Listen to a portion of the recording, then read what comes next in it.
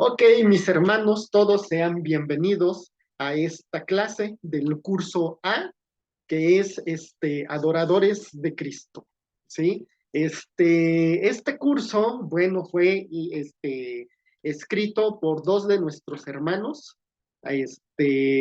Uno es Luis Manuel González, ¿sí? Y el otro es Raúl. Raúl y Luis Manuel fueron los que, pues, escribieron este curso del ABC. ¿Cómo surge o por qué surge este curso? Ahorita, su compañera Isabela decía, ABC me siento como si estuviera en la escuela, ajá. Y es que exactamente esa es la idea, sí, cierto. ¿Por qué el ABC? Porque, bueno, normalmente si nosotros vemos un patrón que hay dentro de la Iglesia de Cristo, es que conoces a la persona, ¿no? Le empiezas a dar estudios acerca del evangelismo, de que debe de conocer a Dios, de que se tiene que bautizar, etcétera, etcétera, y se bautiza, ¿no? Esa persona, ¿ok? Bueno, después de eso, aquí en Toluca, no sé los demás hermanos, pero en Toluca usamos un librito que se llama Los 40 días, ¿no? ¿Y qué es eso de los 40 días? Pues las cosas, tus primeros 40 días después de haberte bautizado, tus primeros pasos. Y estudias esos 40 días y aprendes a leer la Biblia, a orar, etcétera, etcétera. Pero después, ¿qué sigue? O sea, ya terminas de estudiar con el hermano que se bautizó o la hermana que se bautizó, y luego después, ¿qué sigue para él? O sea, qué más tiene que aprender? ¿Sí? Entonces, Luis Manuel y Raúl dijeron, bueno, pues hay que aprender lo básico. Ajá. Así como en la escuela te enseñan acerca del A, del B, del C, ajá, las vocales, el abecedario, los números, ¿sí? O sea, deberíamos de aprender algo que sea lo básico en Cristo. ¿Sí? Lo más básico cuando tú conoces del Evangelio, cuando ya te bautizaste. Entonces, de eso se trata esta clase, que es el ABC del discípulo, ¿sí? Y bueno, vamos a estar viendo en estos tres módulos, el tercero, el cuarto y el quinto, vamos a ver estos estudios del A, B y C. Ajá. Entonces, mis hermanos, sean bienvenidos a esta clase del ABC, ¿sí? Yo voy a ser su instructor para estos tres módulos y vamos a comenzar con el curso A, ¿verdad? Que lo principal que nosotros aprendemos es acerca, la primera palabra, ¿verdad? Es la A, ajá, es lo que aprendemos cuando somos niños. El curso A quiere decir adoradores de Cristo y lo que vamos a aprender es acerca de algunos conceptos muy importantes. Se los voy a poner atrás ahorita, por eso les compartí mi pantalla. Vamos a aprender en estas 10 lecciones lo que es la Biblia y la iglesia, Dios Padre, Dios el Espíritu Santo. Vamos a ver la lección de Jesucristo, el discípulo y los compromisos. Ajá. Vamos a ver qué es un compromiso y vemos que el discípulo tiene 3 compromisos. También el discípulo se tiene que hacer de hábitos y vamos a ver 4 hábitos que debe de tener el cristiano. Entonces, en las lecciones 4, 5 y 6, en la lección 4 y 5 vamos a ver los compromisos. Las 6, 7, 8 y 9 vamos a ver los hábitos, los 4 hábitos, y terminamos nuestra clase viendo la lección número 10, que es el discípulo y la oración. Entonces, eso es lo que vamos a ver en este curso del A. Ajá. Y vamos a la lección número 1, que es la Biblia, ¿sí? La Biblia. ¿Cómo nos llegó la Biblia? ¿Sí? Bueno, pues ahí quiero que me acompañen, por favor, en sus Biblias a la primera carta de Pedro, capítulo 1, versículo 21. Uh-huh. Primera carta de Pedro, capítulo 1, versículo 21. ¿ok? Y dice, ah, primera carta de Pedro 1:21. Profesor, de ¿Sí? casualidad, ¿no es Ah, segunda carta de Pedro? Porque sí, hay dos. perdón. Discúlpenme, sí, cierto, es segunda carta. Segunda de Pedro 1:21. ¿Quién lo tiene por ahí? Ajá. ¿Quién lo tiene por ahí que lo pueda leer? Aquí lo tengo. Sí, adelante. Porque nunca la profecía fue traída por voluntad humana, sino que los santos hombres de Dios hablaron siendo inspirados por el Espíritu Santo. Muy bien, dice en primer lugar que nunca la profecía fue traída, ¿verdad? Por la voluntad humana. Ajá. Muchas personas piensan que la Biblia llegó a nosotros porque la gente se puso de acuerdo y se puso de acuerdo porque el hombre tenía que creer en algo. O sea, muchas personas piensan que el hombre no puede, no, ¿cómo les diré? ¿Cómo lo podemos plantear de esta forma? Que el hombre no puede existir, no puede, no existir, sino que necesita en qué creer. Ajá. Porque si no tiene en qué creer, entonces no puede existir pues como ser humano. ¿Sí me explico más o menos? O sea, esa es la idea. Y entonces, pues la gente, ¿verdad? Hubo personas que dijeron, ya sé, vamos a hacer un libro que se llama la Biblia y vamos a decirle a las personas que hay un Dios, ¿no? Para que ellos crean en algo, ¿ok? Entonces, básicamente eso es lo que la gente dice, eso es lo que muchos piensan, pero vemos en este pasaje que dice que nunca fue traída, ¿verdad? La profecía por voluntad humana, sino que los santos, dice, hombres de Dios, hablaron siendo inspirados, ¿por qué? Por el Espíritu Santo. Ajá. Entonces vemos que, pues en sí, el autor de la Biblia, pues es el mismo Dios. Ajá. Él es el autor. Sí, es verdad que las personas, que es verdad que hombres lo escribieron físicamente, pero en realidad, este, pues en realidad fue Dios. Dios quien escribió exactamente lo que él quería revelarnos. Si no tiene algo que creer, ajá, exacto, de nada sirve vivir. Aquí dice Abraham, exactamente, sí. Eso es la que la gente piensa, pero en realidad, pues no es así. En realidad es que Dios fue quien escribió la Biblia y nos da su palabra. Ajá. Bueno, vemos que Dios es el autor de la Biblia. En segunda de Timoteo, capítulo 3, versículo 16, dice que toda la escritura es inspirada por Dios, ¿verdad? Y es útil para enseñar, para redarguir, para corregir, instruir en justicia. Y que la Biblia fue escrita en unos 1500 años. O sea, eso fue lo que se tardó la Biblia en ser escrita, 1500 años. Ajá. Bueno, como ustedes saben, la Biblia se divide en dos partes muy importantes. Ajá. La primera, pues es el Antiguo Testamento y la segunda es el Nuevo Testamento, ¿ok? Y vemos que, bueno, la palabra testamento significa un pacto, un acuerdo. Ajá. ¿Para qué nos sirve o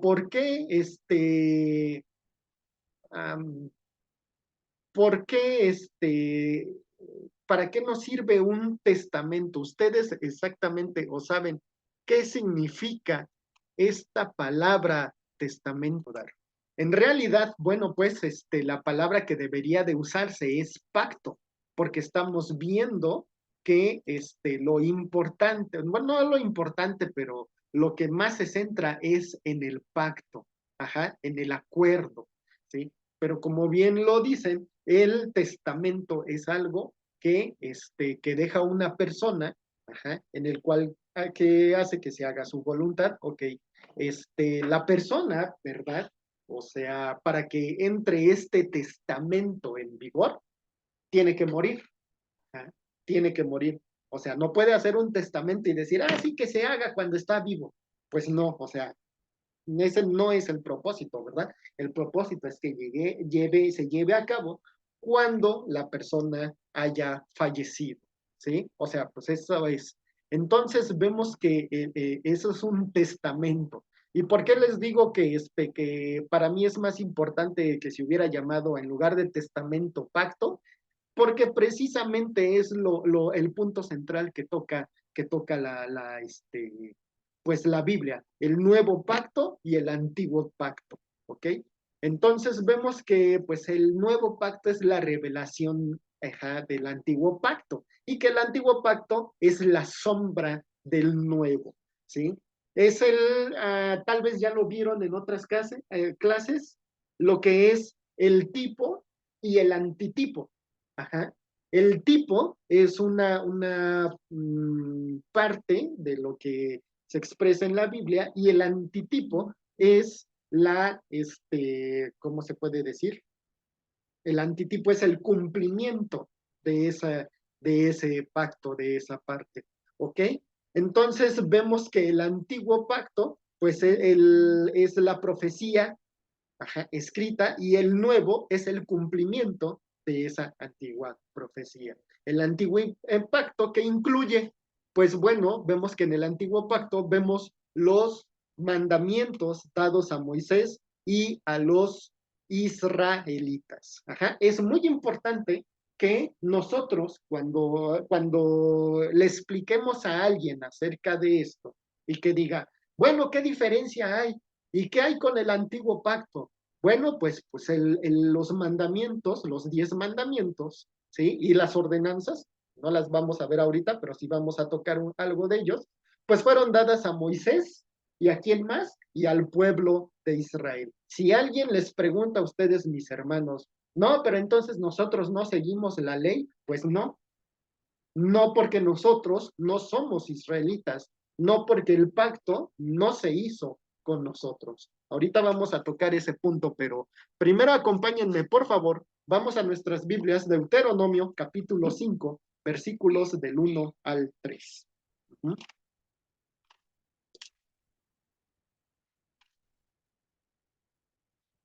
Deuteronomio capítulo 5, versículos del 1 al 3. ¿Ok? Muy bien. ¿Quién me lo puede leer, por favor? Sí, hermano. Adelante. Moisés llamó a todo el pueblo de Israel y le dijo: Israelitas, escuchen estas normas y leyes que hoy les voy a comunicar. Apréndanlas y obedézcanlas fielmente.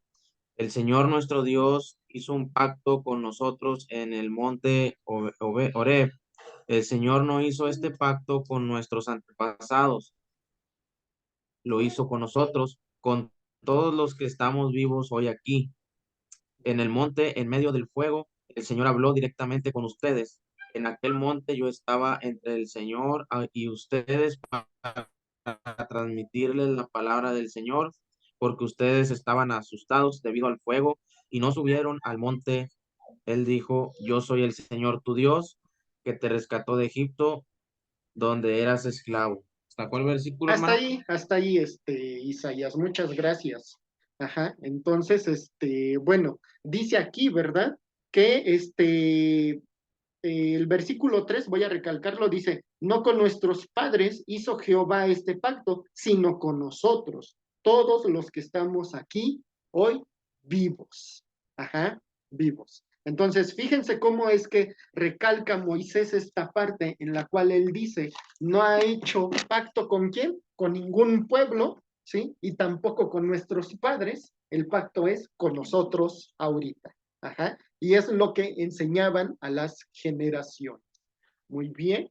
Entonces vemos esta parte en la cual los mandamientos de Dios eran para el pueblo de Israel. Ajá. Por esa razón es que nosotros no estamos bajo ese pacto porque no nos corresponde. ¿Ok? Entonces vemos que por medio del profeta Jeremías, Dios prometió que había de establecer un nuevo pacto, ¿verdad? Vámonos ahora a trasladar a Jeremías por favor, Jeremías capítulo 31, versículos 31 y 32. Jeremías capítulo 31, versículos 31 y 32.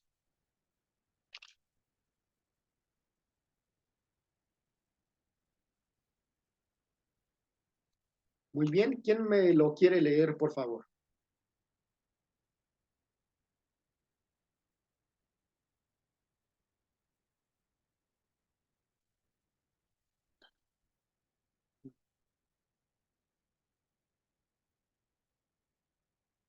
Ok, le voy a pedir entonces aquí déjenme ver quién no ha leído, quién no ha leído.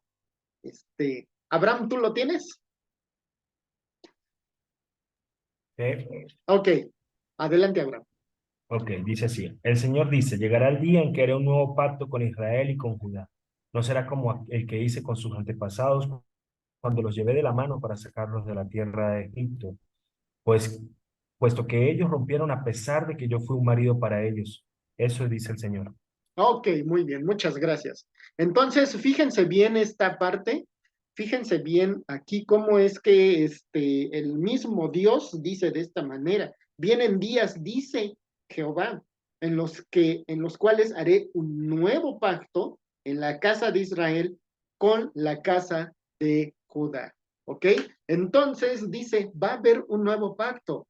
Cuando Dios habla de un nuevo pacto, eso quiere decir que el antiguo pacto pues va a quedar anulado, ¿sí?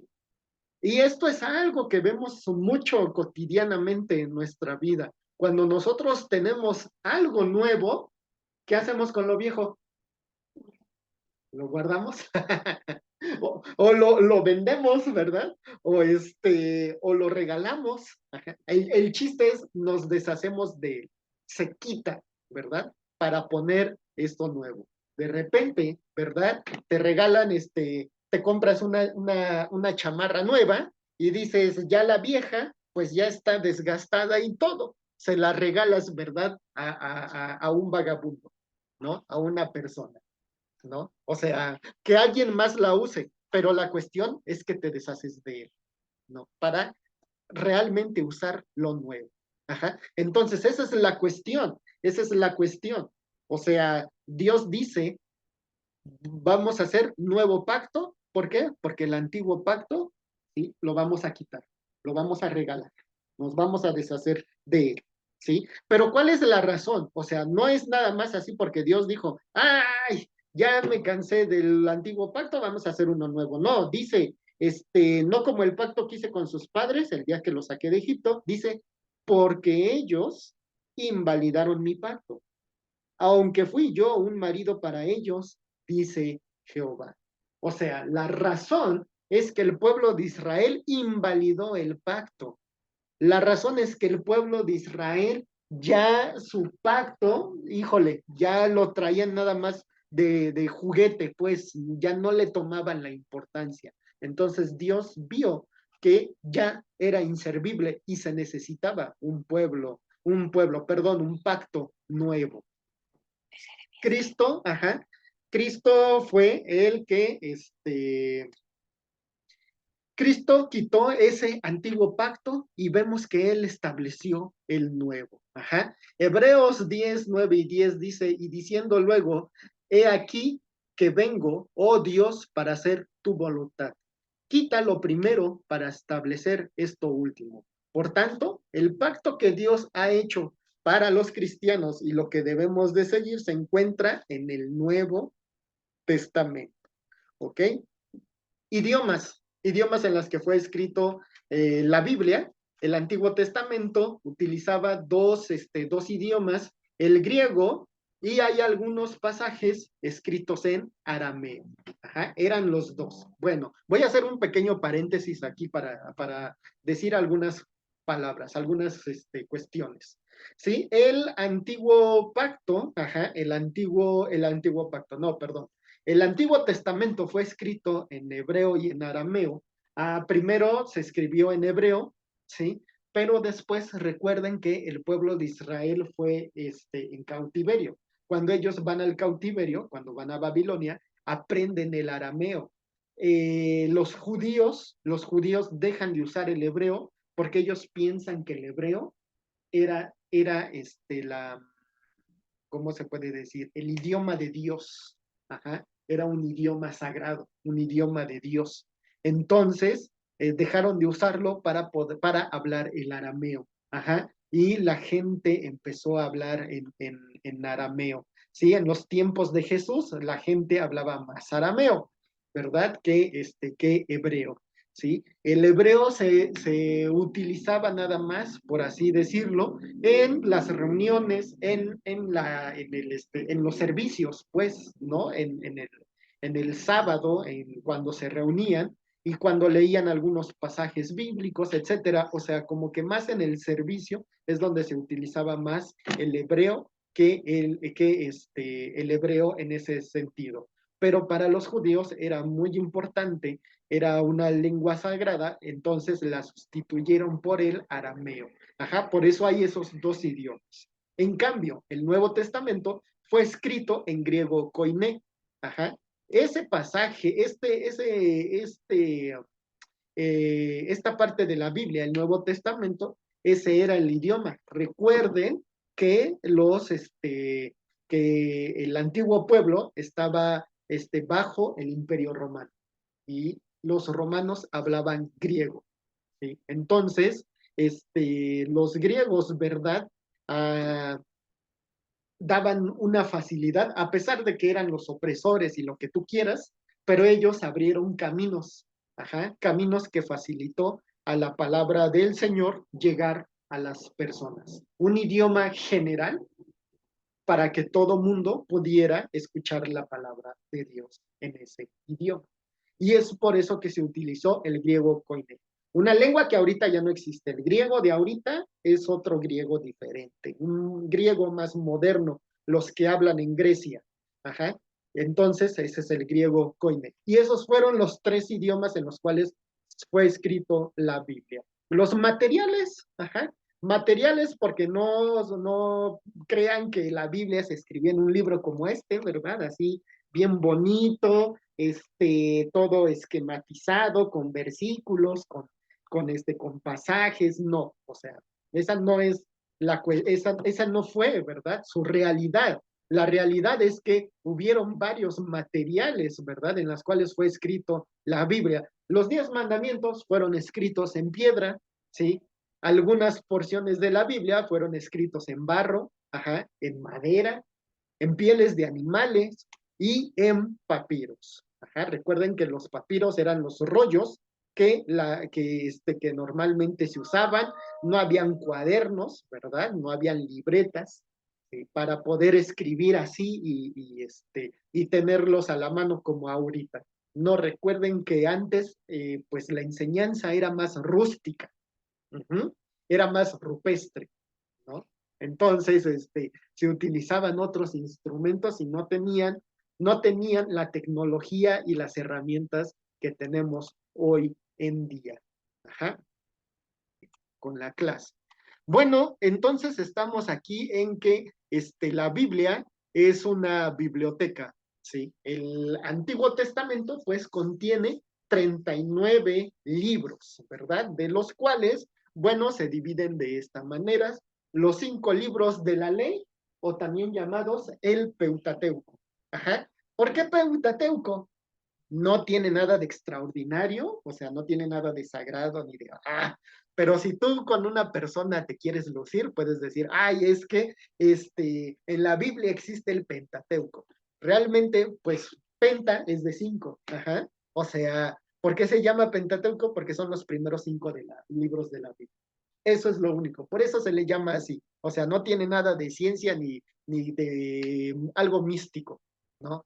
Entonces, los 5 libros de la Biblia, escritos por Moisés, ajá, los 5 libros de la Biblia, ¿verdad? Que son Génesis, Éxodo, Levítico, Números y Deuteronomio. Deuteronomio. Son los 5 libros escritos por Moisés. Luego de ahí vemos que siguen los 12 libros históricos, ajá, los que hablan de la historia de Israel. Josué, Jueces, Ruth, primero y segundo libro de Samuel, primero y segundo libro de los Reyes, primero y segundo libro de las Crónicas, Esdras, Nehemías, Esther. ¿Sí? Son los libros históricos. Hablan acerca de bueno, de los jueces de Israel. Bueno, primero de Josué, quien repartió la tierra prometida a los israelitas. Luego la historia de los jueces. Luego, después viene a Samuel, ¿verdad? Que Samuel es el último de los jueces y el primero de los profetas. Ajá. Él fue uno de los jueces, el último, y luego viene la historia de los reyes, ¿verdad? Los reyes de Israel, los reyes de la división, ajá, la división de Israel, que se divide en el norte y en el sur, ajá, y vemos que empiezan a surgir también los profetas, ¿sí? En resumen, todos los reyes de Israel fueron malvados, o sea, todos fueron idólatras. Ninguno había bueno que siguiera a Dios. Ajá. De Judá, sí, del reino del sur, pues habían unos buenos y otros malos. Ajá. Así de simple, habían reyes buenos, sí, mi favorito, déjenme decirles, mi favorito fue Josafat. Sí, Josafat se me hace a mí un rey prudente y un rey que siguió a Dios de todo su corazón. Pero habían otros que también seguían a Dios, pero hay otros que no, ¿ok? Hasta que, pues, los conquistan los asirios al norte y los babilonios al sur, ¿ok? Bueno, entonces de ahí viene, después, los profetas, los reyes, ¿no? Estos libros, y termina con el libro de Esther. ¿Ok? Muy bien. Bueno, luego después siguen los 5 libros poéticos: Job, Salmos, Eclesiastés, Cantares, no, sí, cierto, perdón. Job, Salmos, Proverbios, Eclesiastés y Cantares. Ajá. Son los 5 libros poéticos, hablan de poesía. Sí, nada más para decirles un poquito acerca de estos libros. Ajá. No es la palabra de Dios para el hombre, es lo contrario, es la palabra del hombre hacia Dios. Ajá. Y bueno, hay algunos conceptos más que tratan todos estos. Unos son poesías, pero otros son cosas que vienen del corazón, ¿sí? Cantares habla de las parejas, Proverbios habla de los consejos hacia los, consejos hacia la humanidad, pues, hacia las personas, ¿sí? Y en fin, ese es el libro estos son los libros poéticos. ¿Por qué poéticos? En la forma en la que están escritos, como poesías, como canciones, etcétera, cosas que usaban los judíos, ¿verdad? Después de ahí vienen los profetas, que los profetas se dividen en profetas mayores y en profetas menores. ¿Por qué? Tampoco tiene nada de místico esta cuestión. La única razón es que los profetas mayores, sus libros, son larguísimos, larguísimos. Estamos hablando de 30, 40 capítulos. O sea, ajá. Profetas menores, ¿por qué? Pues porque su libro nada más es de 1, 2, capítulos, 3, cuando mucho 4. O sea, esa es la única razón, pero no es porque hayan profetas en serio mayores y otros profetas chiquitos. No, no, o sea, es nada más por el contenido de sus libros, ¿ok? Profetas mayores: Isaías, Jeremías, Lamentaciones, Ezequiel y Daniel. Ajá. Son los 5 libros de los profetas mayores. Profetas menores: Daniel, Oseas, Joel, Amós, Abdías, Jonás, Miqueas, Nahum, Habacuc, Sofonías, Ageo, Zacarías y Malaquías. Son los 12 libros de los profetas menores, ¿ok? Y eso, pues, es el total de los 39 libros del Antiguo Testamento. Bueno, vamos a pasar al otro que es el Nuevo Testamento, que está formado, ¿verdad?, por 27 libros. Ajá. Los 4 evangelios, que ya los conocemos muy bien, Mateo, Marcos, Lucas, Juan. Ajá. Viene el libro de la historia, que es el libro de los Hechos, ¿sí? El libro de los Hechos, que viene, pues en el título de la Biblia, dice Hechos de los Apóstoles, ¿verdad? Pero en realidad vemos ahí que más que de los apóstoles debería de ser Hechos del Espíritu Santo, porque es el mismo Espíritu el que, pues mueve ahí las cosas, las circunstancias. Cartas específicas de Pablo a las iglesias, o las cartas, ¿verdad?, individuales, o las cartas individuales, que son 13, ajá, que serían Romanos, primera y segunda de Corintios, Gálatas, Efesios, Filipenses, Colosenses, primera y segunda de Tesalonicenses, Timoteo, Tito, Filemón, ¿me faltó una? Hebreos. No, Hebreos no es de él. Bueno, no. Entonces son las cartas de Pablo, ajá, son las cartas de Pablo, y después cartas a las iglesias o individuales. ¿Por qué? Ah, eso es lo que se me olvidó decirles. ¿Por qué? Porque si se fijan, las primeras cartas son hacia las iglesias, pues, Romanos, Corintios, Gálatas, Efesios, Romanos, primera y segunda de Corintios, Gálatas, Efesios, Filipenses, Colosenses, primera y segunda de Tesalonicenses, ¿no? O sea, son específicamente ¿para qué? Para una iglesia en especial. Ajá. Y individuales, ¿verdad? O también, diría nuestro hermano Carlitos, Juan Carlos, conocido en el bajo mundo como las cartas pastorales, ¿sí? Que son la primera y segunda carta de Timoteo, Tito y Filemón. Ajá. Ojo, o sea, se les da el nombre de cartas pastorales, pero no quiere decir que a las personas que les escribió eran exactamente pastores. Precisamente esa es la cuestión. Mucha gente en el ámbito cristiano dice, no, pues es que Timoteo, Tito, ¿verdad? Filemón eran pastores. No, ellos no eran pastores. ¿Pero por qué? Por el contenido de la carta. Ajá, por el contenido de la carta, que habla de los requisitos de los pastores, que habla de los requisitos de los diáconos, ¿verdad? Que habla de los evangelistas, etcétera, algo que vamos a ver después, ¿ok?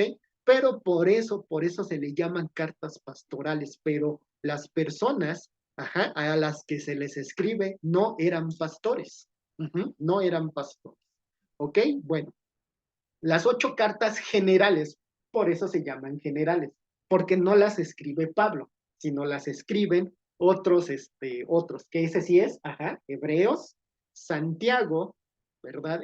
Hebreos, Santiago, la primera y la segunda carta de Pedro, primera, segunda y tercera carta de Juan, y Judas, ajá, son las cartas generales. Si se fijan, los autores son diferentes, ¿sí? Y se llaman generales porque ellos mismos las escriben a la iglesia en el mundo. O sea, no hay exactamente específicamente a alguien. La escriben para la iglesia, ajá, para la iglesia en general, estén en donde estén. Y por último, el libro de profecía, el Apocalipsis, ajá, escrito por el apóstol Juan también.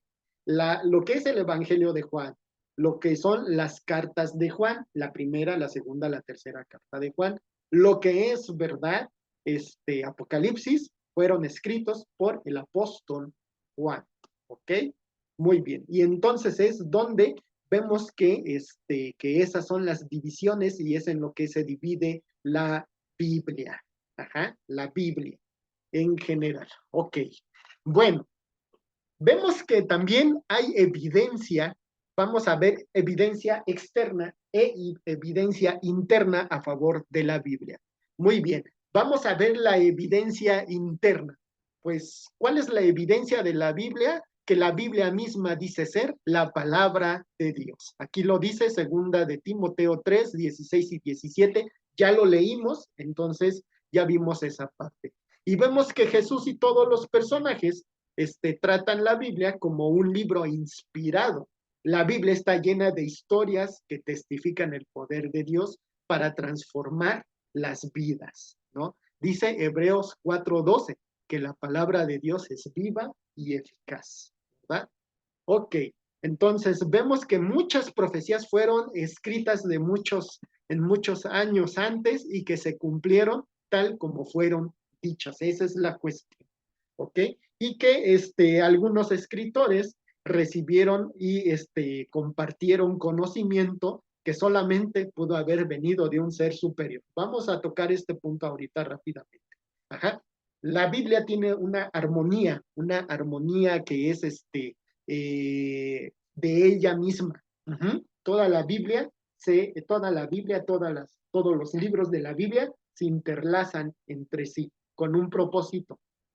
Ajá. Entonces, si tú te fijas, está de hecho de una manera perfecta. Ajá. Si yo les pregunto a ustedes, ¿tú te acuerdas lo que hiciste la semana pasada? Específicamente todo lo que hiciste la semana pasada, día por día, así, así, etcétera, etcétera. No. No, exactamente, no, no, ok.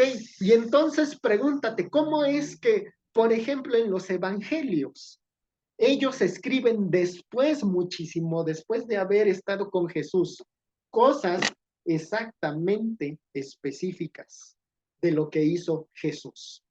Ajá. ¿Cómo es eso posible? ¿Sí? Por ejemplo, de la mujer, ¿verdad? Que tenía reflujo, que se acerca, estaba en la multitud, se acerca hasta llegar y tocar el manto de Jesús. Y ella dice, ¿sí? Si tan solo tocara el borde de su manto, voy a ser sanada. Eso es muy específico. Ajá. ¿O a poco ven a Mateo ahí persiguiendo a la mujer, ¿verdad? Viendo, a ver qué está haciendo esta señora. Ah, pues se arrastró en el suelo. Ah, pasó a la multitud. Ah, yo vi que con su dedito le tocó. O sea, ellos ni siquiera estaban atentos a lo que hizo la mujer. ¿Cómo es que supieron eso exactamente? Ujú. ¿Sí o no? Es algo que el Espíritu les revelaba, ¿no? Entonces, la Biblia tiene acontecimientos exactamente específicos, con detalles muy específicos, que ni siquiera yo me acuerdo qué es lo que hice en mi vida hace como 5 horas, y mucho menos voy a estar recordando algo tan así. Entonces, eso es lo que viene, viene la inspiración divina, no es que alguien lo haya inventado, ¿ok? Y entonces la Biblia misma da su propio testimonio de que es verdadero, de que hay una evidencia real, ¿ok? Y hablando de las profecías son bueno, eran dadas por los profetas de acontecimientos que iban a pasar, ya sea en el momento o muchísimo después. Ajá. Hay como mínimo 100 profecías que Jesús cumplió, como mínimo. Uh-huh. Se cree que hay más de 100 profecías que Jesús cumplió. ¿Ok? Algunos escritores recibieron, ¿verdad? Y compartieron conocimiento que fue solo de Dios. Ajá. Y que habíamos dicho también, por ejemplo, Moisés. Moisés escribió el Génesis. Y tú dices, ¿a qué hora si Moisés no nació en el Génesis? ¿Cómo escribe el Génesis? ¿Cómo escribe de una época en la cual él no participó? En la cual él no era, ¿verdad? Ni el protagonista, ni tampoco estuvo ahí para verlo. Pues Dios se lo reveló. Dios se lo reveló. ¿Ok? Evidencias externas a favor de la Biblia. La historia, la historia no niega la existencia de los personajes bíblicos. Aunque la gente no crea en la Biblia, no quiere decir que los personajes no existieron. Hay libros de historia que hablan acerca de estos personajes, ¿sí? Vamos a ver un ejemplo, solo para poner un ejemplo. Por favor, acompáñenme a Lucas. Lucas capítulo 2, si no me equivoco, es Lucas capítulo 2. Mateo, Marcos, Lucas.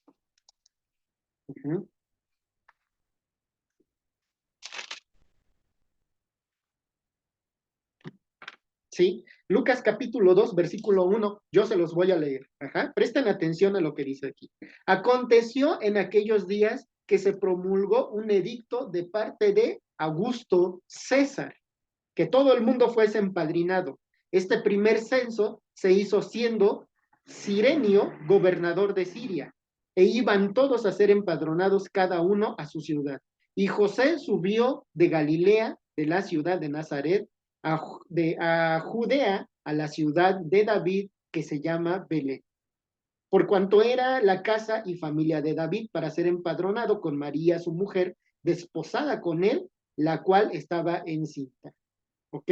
Pero fíjate bien cómo dice aquí el versículo, promulgó un edicto de parte de quién? De Augusto César. ¿Existió Augusto César? Sí, ¿verdad? Emperador de Roma.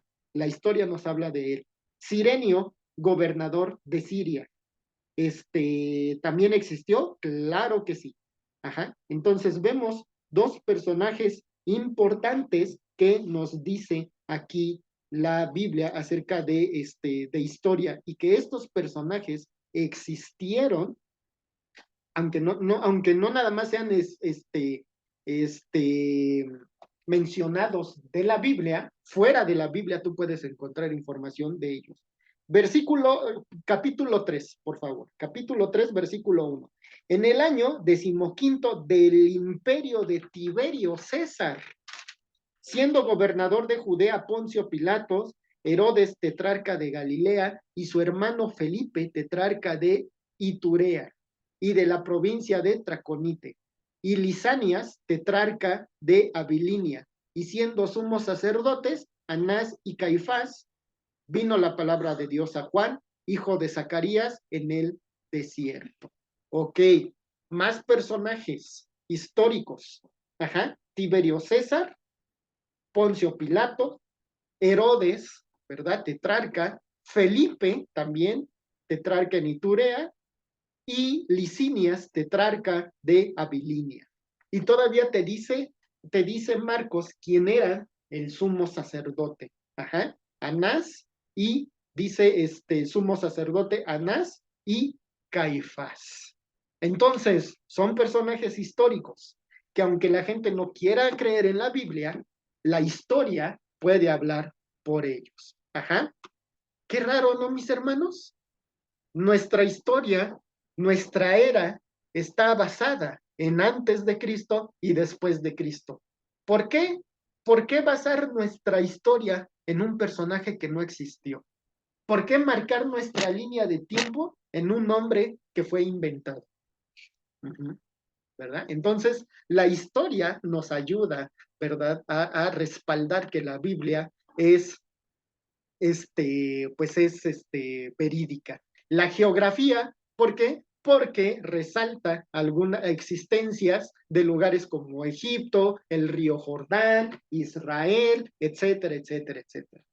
La arqueología, hallazgos de muchas cosas. Quiero hacer un paréntesis aquí, dos puntos importantes, ¿verdad? El primero es que en el mar, en el mar donde está, donde cruzaron los egipcios, el Mar Muerto, creo, si no mal me equivoco, todavía se encuentran las ruedas de los egipcios que se hundieron después de que los israelitas cruzaron el mar. Todavía se pueden encontrar, ¿verdad?, restos arqueológicos de los carros de Faraón. Muy bien. La arqueología, ¿verdad?, también nos ayuda a ver descubrimientos, por ejemplo, en Turquía, se me olvidó el nombre del monte. Si después ustedes lo Ararat. pueden, en el monte Ararat, gracias. ¿Sí? Todavía existe ese monte en Turquía. Y la gente ha descubierto madera del arca de Noé. La madera con la que se hizo el arca de Noé se mezcló con la naturaleza y cuando los arqueólogos y todos escarbaron, han encontrado los pedazos de madera con la cual fue hecha el arca de Noé. Entonces, la arqueología respalda la autenticidad de la Biblia. La biología, ¿qué fue primero, el huevo o la gallina? La gallina, dicen aquí. Ok, muy bien. Pues, ¿no? Esa es la cuestión. La física, ajá. La física y las matemáticas también son evidencias externas a favor de la Biblia. Ok, versiones de la Biblia. Hoy tenemos muchas versiones de la Biblia y solo para mencionar algunas, ajá, las versiones católicas tienen los libros apócrifos, deuterocanónimos, que eso ya lo vimos, ¿verdad? Que eso ya lo vimos en la clase pasada, simplemente para que lo tengamos en cuenta, ¿verdad? Simplemente para darle un repaso, ¿verdad? Al canon. Primero y segundo libro de Macabeos, que es histórico, léanlos, son muy buenos, ajá, históricamente son muy buenos. Tobías, Judith, Baruch, Sabiduría de Salomón y Eclesiásticos. Estos libros fueron declarados como escritura autorizada por la Iglesia romana durante el periodo de la Reforma 1546. Dice que apoya algunas de sus doctrinas de la misma Iglesia católica, ¿sí? Pero fíjense hasta cuándo fue autorizada, 1546, lo que significa que en los tiempos, ¿verdad? Antes de ese tiempo, ninguno de estos libros era considerado como, como libros sagrados, como libros parte de la Biblia, ¿ok? La primera versión de la Biblia en español se hizo en el año 1260. Reina Valera. Recuerden que los escritores, los que tradujeron la Biblia al español, fueron Casiodoro de Reina y Cipriano de Valera. Pero hoy tenemos Biblias como la Biblia Dios habla hoy, la Biblia de las Américas, la NBI, ¿verdad? Nueva versión internacional, la palabra de Dios para todos, etcétera. Ajá. Entonces hay muchas versiones de la Biblia. Lo importante es que las Biblias sean traducidas, ¿verdad? De el original, ajá, de los originales del hebreo, del arameo, del griego al español. Ajá, eso es lo importante. Voy a hacer otro pequeño paréntesis aquí, nada más para recalcar este punto. Ajá. La Biblia que usan los testigos de Jehová no es confiable. En serio. Ajá. La Biblia de los testigos de Jehová no es confiable porque su traducción no viene del griego ni del arameo. Su traducción viene de la King James y es una Biblia en inglés. O sea, haz de cuenta, la King James sí viene del original, pero ya imagínate, está traducida en inglés, tiene ciertos errores, y ahora, del inglés al español, más errores todavía. Aparte de que hay versículos que no existen, que sí están en la Biblia, pero que ellos omiten. Ajá. ¿Por qué? Pues precisamente porque no respalda su doctrina. Entonces, esa es la menos confiable de todas las Biblias. Léanla de todos modos para poder saber. Yo siempre les digo esto, las versiones de las Biblias, léanlas, la que usan los católicos, la que usan los testigos de Jehová, incluso el libro del Mormón, léanlo, para que ustedes tengan un panorama, un conocimiento, ajá, y eso les ayude a defender. Pero, o sea, para estudiar, para hacer, no son tan confiables, ¿ok? Entonces, pero léanlo, porque sí es interesante, ¿sí? De hecho, aunque la Biblia latinoamericana, que es como se llama la traducción, que usa la Iglesia Católica, pues también puede servir para evangelizarlos. Ajá. porque esa sí es un poco más confiable. Y puedes utilizarlo para poder explicarle a las personas, que son católicas, ¿sí? Ok, muy bien. Bueno, ese era el pequeño paréntesis que iba a decir. Y vamos a ver rápidamente un panorama bíblico, ¿sí? Antes de irnos al descanso. Un panorama bíblico acerca de la Biblia. Génesis 1, la creación, ¿verdad? Empieza el libro, esta biblioteca, diciéndonos que en el principio creó Dios los cielos y la tierra. Así empieza la Biblia con ese primer versículo, ¿no? Y vemos que Dios hace todas las cosas, la luz, la expansión, el mar, ¿verdad? El sol y la luna, los peces, las aves, los animales terrestres, hace al hombre, ¿verdad? A imagen y semejanza, y vio Dios que todo era bueno. Y que después Dios de alguna manera reposó, ¿verdad? De toda la obra que había visto. Luego después Génesis 3, la caída del hombre, ¿verdad? Pero la promesa de Dios y de la simiente. Génesis 6, la maldad de los hombres, ¿sí? Y que Dios destruye a todos los seres, ¿verdad? Con el diluvio, pero había un hombre justo que, y recto delante de Dios, dice que halló gracia delante de Dios y es Noé.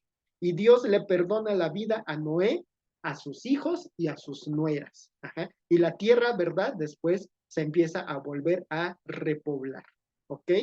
Bueno, después de eso vemos a los patriarcas, Abraham, a su hijo Isaac y luego después a Jacob. Bueno, a Jacob y a Esaú. Y luego después la Biblia se centra, ¿verdad? Más en la historia de Jacob que de Esaú. ¿Ok? Y los hijos de Jacob, que después es cambiado su nombre a Israel, ¿verdad? Los hijos de Jacob, Rubén, Simeón, Leví, Judá, Dan, Neftalí, Gad, Aser, Isaacar, Zabulón, José y Benjamín. Luego después vemos a uno de sus hijos muy en particular, que es José, ¿verdad? Siendo él el protector de su familia, siendo José quien salvó a su familia de la hambruna y fue proclamado como gobernador de Egipto, no como rey, como gobernador de Egipto, porque él, ¿verdad? Era quien dice Faraón, tú vas a ser, ¿verdad? Quien administre y que sea solo yo, soy superior a ti. Pero quien se encargaba de esos asuntos era José. Y conocemos la historia de José. Bueno, el éxodo, ¿verdad? Y después el periodo en el desierto, el pueblo de Israel fue esclavizado 400 años, en el cual el pueblo crece y crece y se multiplica, y después nace Moisés y libera al pueblo de Israel con las 10 plagas. Por ahí un hermano dice 10 lecciones de vida que Dios le da a Faraón. Entonces vemos las plagas de la sangre, las ranas, el granizo, las langostas, las tinieblas, las moscas, la muerte de los el ganado, ¿verdad? Y la última fue la muerte de los primogénitos. ¿Ok? Y luego Moisés, ¿verdad? Va al monte Oreb y Dios le da, ¿verdad? Los 10 mandamientos. Vemos lo que pasa con el becerro de oro y no solo con el becerro de oro, sino con otras muchas cosas más en las cuales Dios, ¿verdad? Hace que el pueblo de Israel esté vagando 40 años en el desierto. Y después, solo Josué y Caleb entran a la tierra prometida de esa generación, la conquista por medio de Josué, ¿verdad? En la tierra prometida, y luego después de que él reparte la tierra a todas las tribus, ¿verdad? Después de eso, viene el libro de los jueces y los jueces.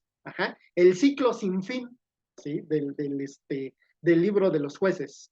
El pueblo de Israel hace lo malo, sirven un rato a Dios y hay paz, Dios los libera, no, perdón, es que aquí está mal, hacen lo malo, luego después Dios los entrega a sus enemigos, y luego claman a Dios, Dios les levanta un libertador, y después sirven a Dios por un rato y ahí pasa. Luego se muere, ¿verdad? El juez y empieza otra vez ellos a hacer lo malo. Y así se repite, se repite y se repite. Ajá. Luego, después de los jueces, el pueblo de Israel, ¿verdad? Quiere un rey y Saúl es proclamado rey. Después es desechado y viene la historia de David. Dios escoge a David, ¿verdad? Como rey de Israel, mata a Goliat y toda esa historia, ¿verdad? Luego nace su hijo Salomón, que se queda en lugar de él, y así sucesivamente, y vemos todo eso. Entonces, aquí la única cuestión que pasa con los reyes de Israel es que como estamos bien acostumbrados, ¿verdad, mis hermanos? A hacer lo que nos dicen que no hagamos, ajá, eso es lo que pasa con el pueblo de Dios. ¿Qué pasa con el rey? ¿Qué había dicho Dios en Deuteronomio 17, 16 y 17? Que el rey no aumentaría sus caballos ni volvería a Egipto, que no tomarían para sí muchas mujeres, que no aumentara sus riquezas. Y si nosotros vemos en el libro de los reyes, ahí vienen los versículos, nos vamos a dar cuenta que el rey hizo todo lo contrario a lo que Dios había ordenado. Pero ese es el hombre, cuando tú le dices no lo hagas, es cuando más lo hace. Tristemente ese es nuestro carácter, pues. Reino dividido empieza, ¿verdad?, con Jeroboam en Israel y Roboam en Jerusalén. Encontramos 9 tribus en el norte, 8, ¿verdad?, tribus y 2 medias tribus, la media de Manasés y la media de Efraín. Y 2 tribus en el sur, Benjamín y Judá. Además de que la ley, la de Leví, ¿verdad? Recuerden que estaba dispersa en todas partes porque ellos eran los sacerdotes, no tenían una tierra como tal. Entonces ellos estaban, ¿verdad?, en las diferentes partes de todo Israel. Ajá, solo se les daban ciertas ciudades. Ajá. Bueno, 2 grandes profetas muy importantes, Elías y después Eliseo. Viene el cautiverio, que eso es lo que quería ver, que es lo que quería tocar hace ratito. ¿Sí? El pueblo de Israel estuvo cautivo en el año 722 por la nación de Asiria. El pueblo de Israel del norte. Recuerden que hay una división, tenemos Israel del norte y el sur. El norte es conquistado por los asirios. El pueblo desaparece. O sea, ¿a qué me refiero? Las tribus se mezclan con la gente de ahí y se pierde ya. O sea, cualquier persona que te diga, no, es que yo soy de Israel y soy de la tribu de tal, mentira, las tribus no existen ya. Ajá. Cuando son esclavos, se pierden, y la gente que viene a repoblar, ajá, esa parte de Israel en el norte, ya no eran 100% judíos, se les enseña de las leyes, se les enseñan de los mandamientos y de las costumbres, pero no son israelitas de ninguna tribu. Esas desaparecen y se pierden. Nabucodonosor, rey de Babilonia, ¿sí?, toma Judea y la lleva cautiva en el año 606. 70 años duró en el cautiverio Israel del sur. Y luego, después de ellos, salen a restaurar Jerusalén y a reconstruir el pueblo. Ahí podemos ver la historia en Esdras capítulo 1, versículos del 1 al 3, la proclamación de Ciro, rey de Persia, en el año 536 antes de Cristo. ¿Ok? Bueno, Nehemías se hace cargo de la reconstrucción del muro y termina en 52 días. Lo vemos también en Nehemías 6:15, y hay un periodo de 400 años de silencio en el que Dios no mandó profeta, no mandó palabra, no había nada. Ahora sí que tú como judío tenías que arreglártelas, bueno, no arreglártelas, pero tenías que perseverar en lo que tenías en la mano, los mandamientos de Dios, las costumbres, todo lo de Dios, no contaminarte con la gente de afuera. Ajá, después de esos 400 años nace Juan el Bautista y llegamos al Nuevo Testamento, ¿ok? Y escribe, este hombre se describe como la voz que clama en el desierto, ¿ok? Y vemos su vestimenta y que el mismo hombre es quien bautiza a Jesús en el río Jordán. La vida, la muerte y la resurrección de Jesús es lo que vemos, ¿verdad? En los evangelios, ¿sí? En los evangelios, ¿ok? Y vemos que ¿quién es este Jesús? Pues el Hijo de Dios, el heredero de todo, el creador del mundo, mejor que los ángeles, dice Hebreos capítulo 1, versículos del 2 al 4. Pero también es el autor y consumador de la fe, ¿verdad? A los que le obedecen. Comienza la iglesia, ¿verdad? Comienza la iglesia y es donde vemos que se narra el libro de los Hechos y que la gente es cuando se arrepiente y se bautiza para el perdón de sus pecados. Y después viene la promesa de la resurrección, ¿ok? Entonces, este es un panorama acerca del propósito y acerca de la Biblia. Vamos a pasar ahora a lo de la iglesia. ¿Qué significa la iglesia? Ajá. Normalmente la gente tiene este conocimiento de ¿qué es la iglesia? Ah, la que está a la vuelta, ¿no? O sea, refiriéndose al edificio, ¿verdad? Pero ¿qué significa realmente la iglesia? Ajá. La iglesia es, la palabra iglesia es una transliteración de eclesía. Isabela se queda con, ¿qué es eso de transliteración? ¿Con qué se come? ¿O para qué? Exactamente. Ok, muy bien. Aquí dice ajá, ok, dice Isaías que todo ese tiempo tuvieron que esforzarse por vivir de acuerdo a lo que Dios les dejó. Sí, exacto, en los 400 años. Ajá, exactamente. Bueno, la iglesia, ¿verdad? Eclesía es una transliteración. ¿Qué es una transliteración? Una transliteración no es lo mismo que una traducción, ¿sí? Hay palabras que en otros idiomas es semejante a lo que dice en español. Por ejemplo, en inglés hay palabras que son y que suenan exactamente igual que al español. Uh-huh. ¿Sí? O sea, piensen en una palabra que sea en español igual que en inglés. Que digas tú, oye, solo la pronunciación eso es una transliteración. Ajá. Esto es un comentario muy personal, ¿sí? Yo pienso que hay ciertas cosas que debieron haberse traducido como debe de ser y nos ahorraríamos muchas cosas. Ajá. Como por ejemplo la palabra bautizo, ¿sí? Bautizo quiere decir sumergir, quiere decir debajo de. Si las personas en lugar de, si Casiodoro de Reina, Cipriano de Valera, hubieran traducido realmente como era la palabra, muchas cosas nos habríamos ahorrado hoy en día. Ajá. Pero en fin, en lugar de eso fue transliterada. Eclesía está compuesta de dos palabras. Que quiere decir, es una preposición que quiere decir fuera de, y cleo, que es un verbo que quiere decir llamar. Entonces, entonces la palabra iglesia quiere decir los llamados fuera. ¿Tiene que ver con el edificio? No. No, exactamente. No, no tiene que ver nada con el edificio. Exacto. O sea, tiene que ver con las personas. Nosotros somos la iglesia, los llamados de fuera. Ajá.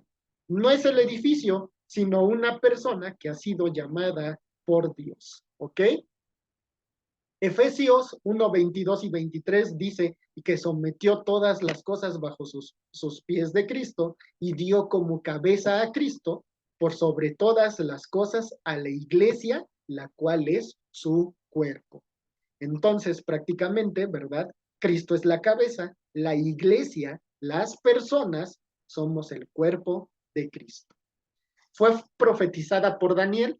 ¿Se acuerdan de esta parte, verdad? Daniel 2:44. En los días de estos reyes, el Dios del cielo, establecerá un reino que jamás será destruido ni entregado a otro pueblo, ¿verdad? Sino que permanecerá para siempre y hará pedazos a los demás reinos, ¿ok? Entonces, Dios dijo que iba a establecer su reino dentro de ¿dónde? De la iglesia, dentro de la tierra, perdón, sino que y que iba a permanecer para siempre. Ajá. Mateo nos habla en el capítulo 16, 3 y 18 que Jesús dijo que sobre esta roca, ¿verdad? Iba él a establecer su iglesia, o sea, él mismo, o sea, sobre mí voy a establecer mi iglesia. Ajá. Porque acuérdense que Cristo es el pilar, es el cimiento. Ajá, el cimiento. Un punto muy importante que nosotros debemos de recalcar. ¿Por qué? Porque la gente, ajá, bueno, más, no es ataque, no es ataque ni estoy hablando en contra de nadie, no. Pero la Iglesia Católica, ¿verdad? Se basa en el hecho de decir que la roca es Pedro. Ajá. ¿Por qué? Porque se supone que su nombre es roca, pero no está nuestro fundamento en Pedro. Ajá. Porque en la Biblia literal te lo dice, tú eres la roca y sobre ti fundaré mi iglesia. Por eso lo hacen tan literal. Tan literal, exactamente. Pero ese pasaje, ¿verdad? Tiene dos significados. Cuando Jesús le dice a Pedro, ajá, a ti te digo que tú eres Pedro. Pedro, ¿verdad? En el griego quiere decir piedra, no roca, piedra. Ajá. Y sobre esta roca edificaré mi iglesia. Y cuando Jesús está diciendo eso, lo que está diciendo es que, mira, Pedro, este es el fundamento, este soy yo. Y tú, por lo que ahorita declaraste, ajá, tú eres la primera roca de este fundamento. Ajá, está la primera piedra, perdón, la primera piedra de esta edificación. Ajá. Y así empieza con Pedro y todos los demás formamos la iglesia, ¿ok? Pero realmente ese es el significado, no que Pedro realmente iba a ser, ¿verdad? El fundamento es en donde se basa. No, nuestro fundamento es Cristo, ¿ok? Muy bien, la iglesia establecida. Ajá, el primer sermón del Evangelio, ¿ve? Muerte, sepultura y resurrección de Jesús y el perdón de los pecados que se predicó en Jerusalén y la iglesia se establece en Hechos capítulo 2, ¿verdad? ¿Y qué había dicho Jesús en Hechos capítulo 1, versículo 8? Que me serán testigos en Jerusalén, en Judea, en Samaria y hasta lo último de la tierra. Muy bien, ¿cuál es el propósito de la iglesia? La iglesia tiene tiene tres cosas o tres puntos importantes. Ajá. La iglesia existe para dar gloria y honra a Dios, dice Efesios 3:21. La iglesia también existe para cumplir con la gran comisión, ir y hacer discípulos a todas las naciones. Ajá. Y la iglesia tiene como propósito reflejar el misterio de Cristo, el evangelio, la santidad, la adoración, el servicio, para que todos los más posibles vayan al cielo y honren y glorifiquen al Padre. Ese es el propósito que tiene la iglesia. ¿Ok? Bueno, espérenme